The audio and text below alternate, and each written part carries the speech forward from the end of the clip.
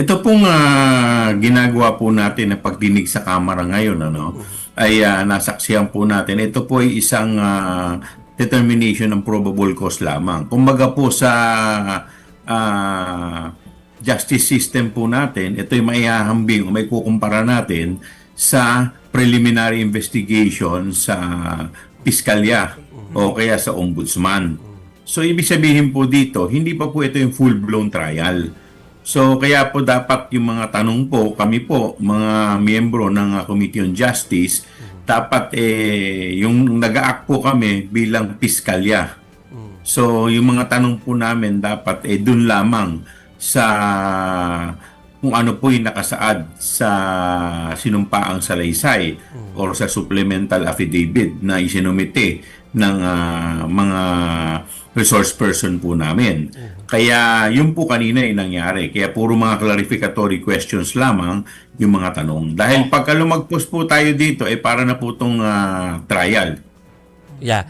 So, yung di naman follow-up, pero parang kaugnay po nito, Kong Joel, yung tukol sa pagtatanong kanina ni Congressman Marcoleta.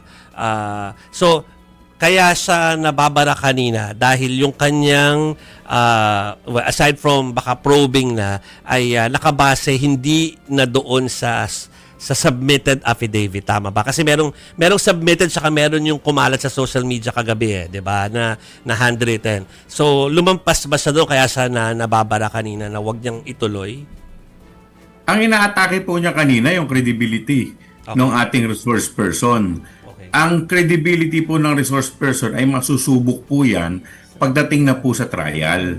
At doon po kung saan i-cross-examine po siya doon sa mga laman ng kanyang sinumpaang salaysay at ng supplemental affidavit. At dito po, malalaman po natin kung siya ba'y nagsasabi ng totoo o hindi. So in the meantime, dito naman po, pagbibigay linaw lamang kung ito ba ay pinatotohanan niya yung kanyang mga sinasabi dito. Kumbaga, ang trial sa Senate pa po yun. So dito talagang gusto na ng clarification lamang. Okay, Mase. Sir, magandang gabi po. So far, sir, ang haba ng hearing kanina. Ano po yung napala natin? Yung kumbaga yung pinaka-importanting nakuha natin mula po dito sa clarificatory na ginawa natin? Well, marami rin po tayong na-discovery kanina, no? Unang-una, marami pong inihayag yung ating resource person.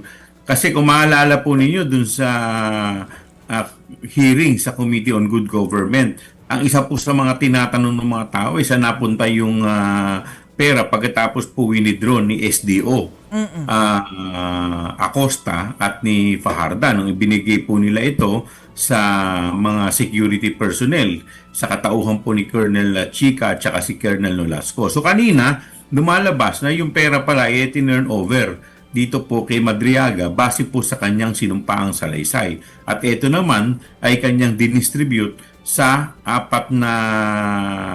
sa tatlong tao or sa tatlong lugar. Isa na po dito doon sa Office of the Ombudsman. Dalawa po doon ang dinistribute niya na duffel bag. Ang isa po doon sa may comedy bar.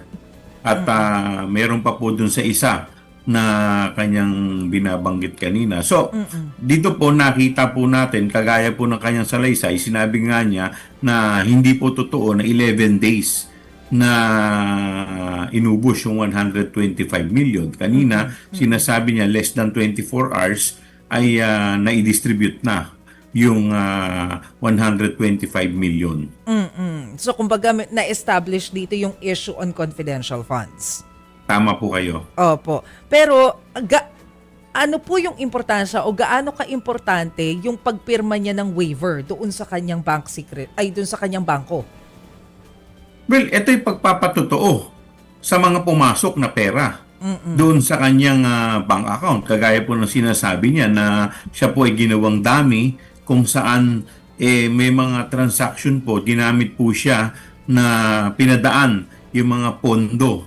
At ang ilan nga po dito ay malalaking amount at may mga pagkakataon na ginagamit po ito para pang-launder ng pera.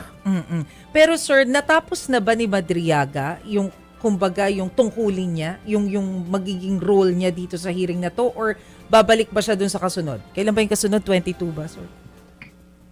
Well, sa ngayon, ako kasi nakita ko kanina extensive na yung pagtatanong doon sa kanyang affidavit. Alam naman po ninyo, very limited din lang naman yung aming pagtatanong. Yes.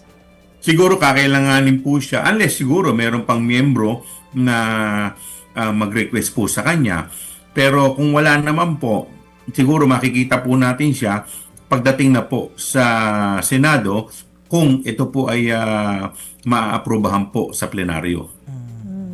Good evening po, Kong. Si Chicky Verhel po ito. Kanina po ay sinabi po ninyo ang dinedetermine po ng hearing na ito, and I guess the next couple of hearings, 2 more hearings, ay probable cause, kung merong probable cause. So sa puntong ito, as of now, may nakita po ba kayong probable cause ngayon pa lang?